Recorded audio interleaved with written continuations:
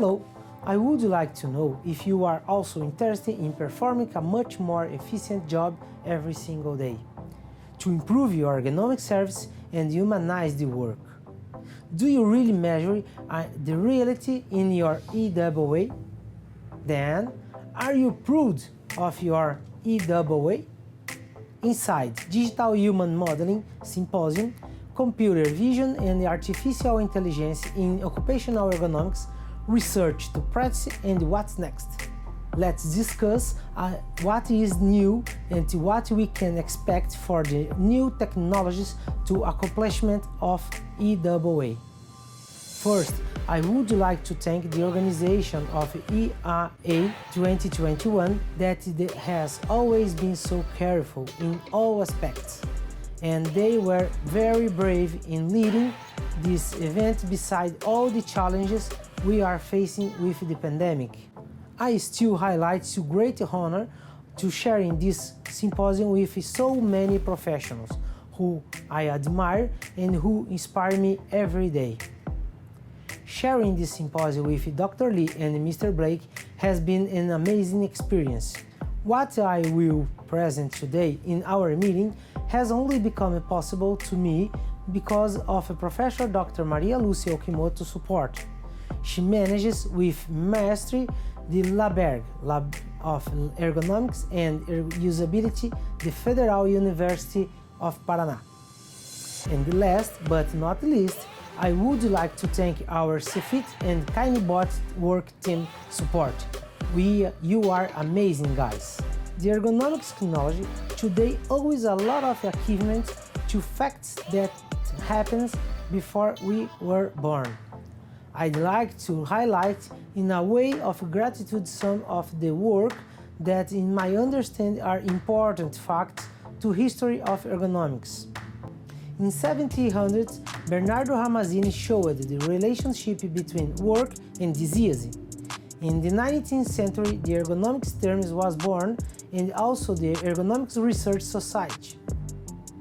At the same time, the electromyographic studies appeared. However, they weren't applied in the work reality. In 1969, Grandjean published his most important book. When I was born, Guérin and Laville published the methodological basis of ergonomics. In 1981, the National Institute of Occupational Health presented the load limit. Dr. Márcio Vidal, one of the pioneers of ergonomics in Brazil, presented the thesis about the Mason's work.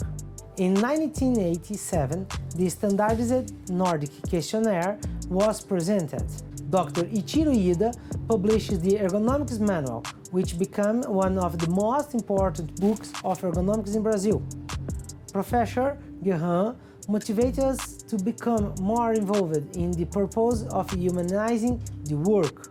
After that, a new cycle begins with publications to improve ergonomics tools to measure and evaluate work conditions and its impacts.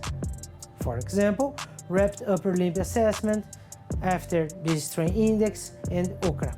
And in 2000, I highlighted to use the inertial movement unit to usage to Microsoft Kinetic.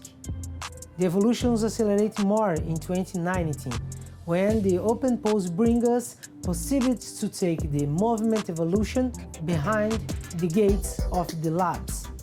So, what would be the next? I made in 2020 a research on the state-of-the-art of the usage of evaluated ergonomics tools and instruments based on scientific literature.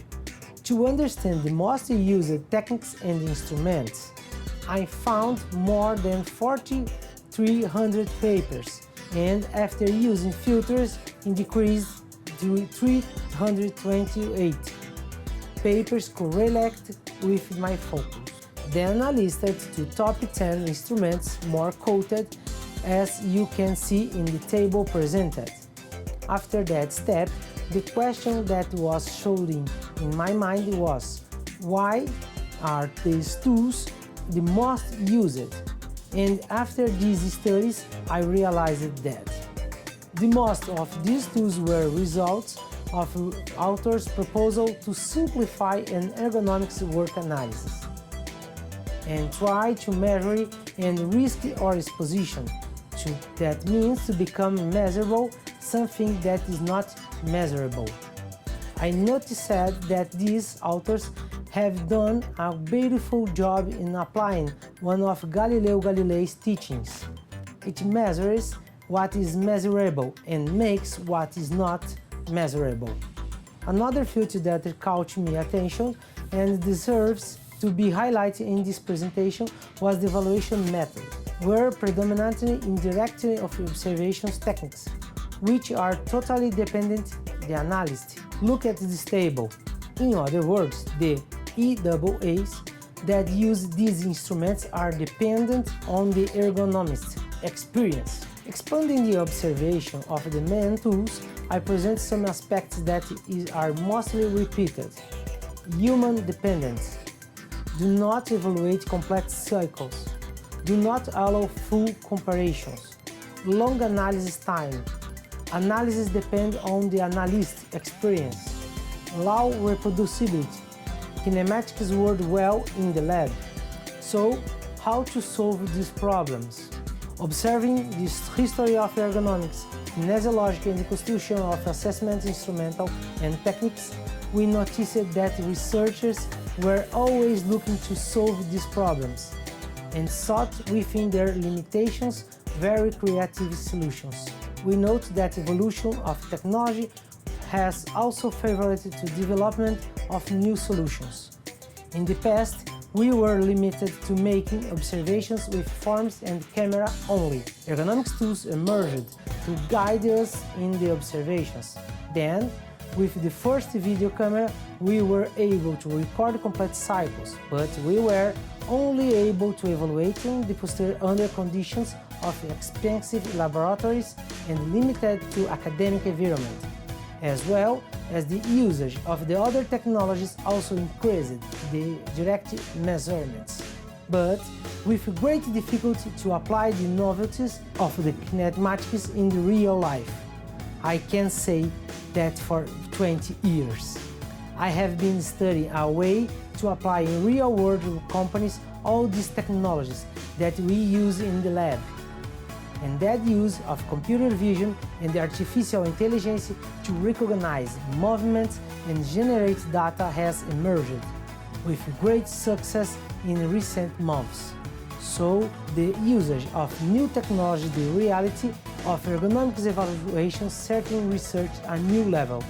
And in the year of 2019, 2020, 2021, at the list for companies appeared, developing solutions for evaluations of movements with the usage of computer vision and artificial intelligence algorithms to recognize movements and angles. I am sure that a few years checklists and hand-filed tools will belong to the past. Welcome to the future, where motion evolutions can be carried out with computer vision, where all work cycles can be evaluated in their entirety, where movements are measured reliably and mainly in the real time, where the ergonomist will be the main actor in the construction of the solutions and the improvements to humanize the work. I present to you the kinebot, a technological solution that uses computer vision and artificial intelligence and evaluates each movement. We can finally access the completeness of the work cycles in the reliable, fast, and with accurate data. The new challenge is go further, build the technology to how to adapt work to man with this new volume of data. We never had access to so much data and technology. We are facing the new ergonomics, each day more accurate, more applied to real world, and more efficient workers. I hope this presentation could collaborate with your development as this Congress has been collaborating with mine. Thanks for this Congress organization. Special thanks for Professor Dr. Nancy Black, colleagues this symposium, Professor Dr. Maria Lúcia Okimoto, and the Cefit and Kinebot teams. And last, not least, I would like to special thanks to my family.